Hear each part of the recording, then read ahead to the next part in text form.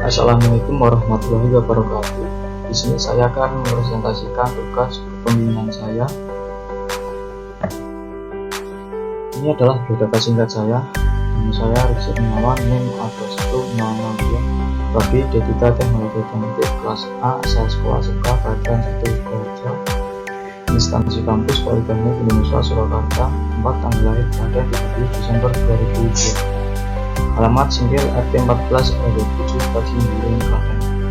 Hobi saya futsal, agama Islam, cita-cita saya menjadi orang yang bermanfaat, karena menurut saya orang yang bermanfaat berpotensi bisa menjadi orang yang sukses, tapi orang yang sukses belum tentu bisa menjadi orang yang bermanfaat. Tentu saja materi kepemimpinan saya yaitu kepemimpinan kekuasaan politik dan kepemimpinan dalam organisasi. Kepemimpinan adalah kemampuan seseorang, yaitu pemimpin atau seorang leader, untuk mempengaruhi orang lain, yaitu yang dipimpin atau pengikut-pengikutnya, sehingga orang lain tersebut bertingkah laku sebagaimana dikehendaki oleh pemimpin tersebut. Kadangkala dibedakan antara kepemimpinan sebagai kedudukan dan kepemimpinan sebagai suatu proses sosial. Sebagai kedudukan, kepemimpinan merupakan suatu kompleks dari hak-hak dan kewajiban-kewajiban yang dapat dimiliki oleh seseorang atau badan. Sebagai suatu proses, kepemimpinan meliputi sebagai tindakan yang dilakukan oleh seseorang atau sesuatu badan yang menyebabkan gerak dari warga masyarakat. Kepemimpinan seseorang harus mempunyai sandaran-sandaran kemasyarakatan atau social basis. Pertama-tama kepemimpinan erat hubungannya dengan susunan masyarakat. Masyarakat yang agraris di mana belum ada spesialisasi, biasanya kepemimpinan meliputi seluruh bidang kehidupan masyarakat. Kekuatan kepemimpinan ditentukan oleh suatu lapangan kehidupan masyarakat yang suatu saat mendapat perhatian khusus dari masyarakat yang disebut cultural focus.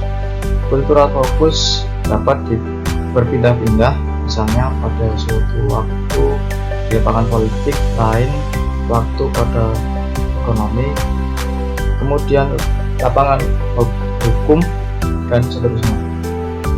Apabila dalam suatu saat cultural focus beralih, maka si pemimpin harus mampu mengalihkan titik berat kepemimpinannya pada cultural focus yang baru.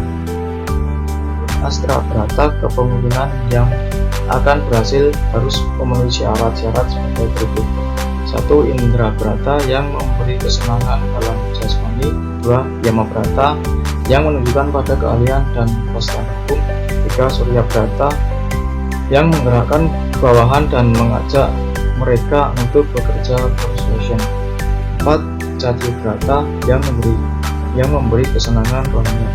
5. Bayu Brata yang menunjukkan keteguhan pendidikan dan rasa tidak segan-segan untuk turut merasakan kesukaran pengikut-pengikutnya. 6.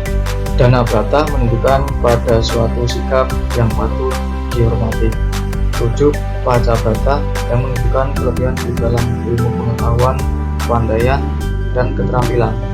8. Agni Brata yaitu sifat memberikan semangat pada anak buah. Kekuasaan merupakan kemampuan untuk mempengaruhi pihak lain menurut kehendak yang ada pada pemegang kekuasaan tersebut.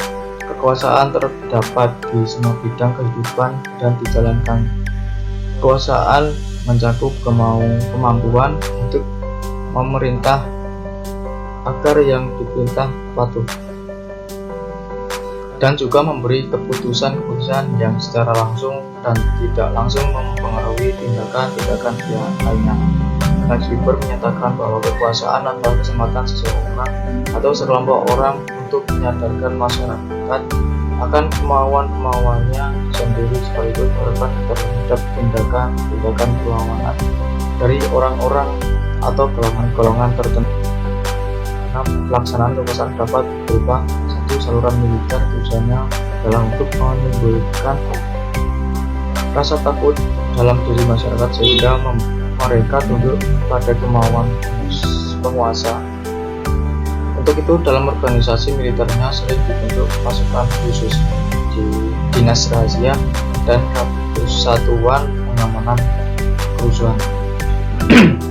Apabila pengaruh militer ditujukan ke negara lain, tujuannya adalah menciptakan rasa aman atau security agar penguasa dicintai warganya. Dua, saluran ekonomi pengusaha. Pengusaha berusaha menguasai segala jaringan ekonomi sehingga penguasa dapat menyalurkan perintah-perintahnya melalui berbagai peraturan perekonomian, baik masalah modal, buruh, ekspor, impor, dan sebagainya. Tiga, saluran politik. Penguasa sengaja membuat berbagai peraturan yang harus ditaati masyarakat agar berbagai perintahnya berjalan lancar. Untuk itu sengaja diangkat pejabat yang lewat saluran tradisi. Penguasa mempelajari dan memanfaatkan tradisi yang berlaku dalam masyarakat guna kelancaran pemerintahan. 5. Saluran ideologi. Penguasa mengemukakan serangkaian ajaran dan doktrin sehingga menjadi ideologi bangsa sekaligus menjadi dasar pembenaran segala sikap dan tindakannya sebagai penguasa. Saluran lainnya berupa pers, kebudayaan, keagamaan, dan sebagainya. Apakah politik itu? Kata politik berasal dari bahasa Yunani yaitu polis, yang berarti kota yang berstatus negara atau city-state. Aristoteles dan Plato menganggap politik adalah suatu usaha untuk mencapai masyarakat politik yang terbaik.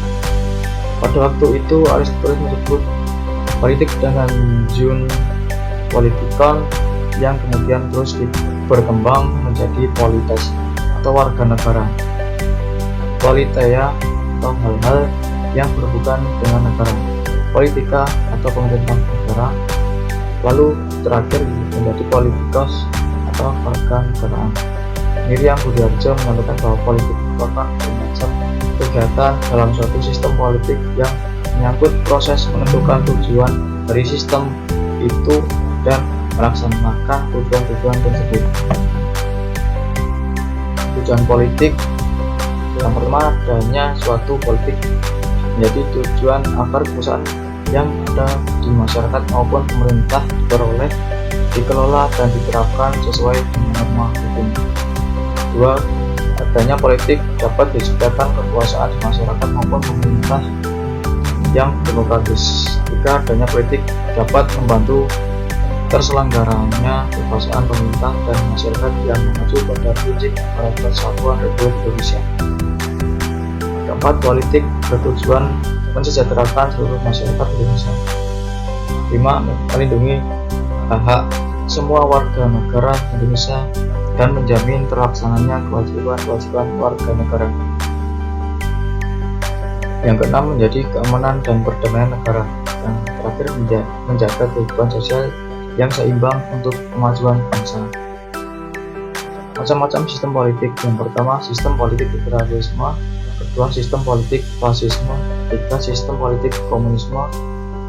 Keempat, sistem politik monarki. Kelima, sistem politik totalitarisme. Sistem politik oligarki. Yang terakhir, sistem politik demokrasi. Baik, itu tadi presentasi dari saya. Apabila ada salah kata, saya mohon maaf sebesar-besarnya. Wassalamualaikum warahmatullahi wabarakatuh.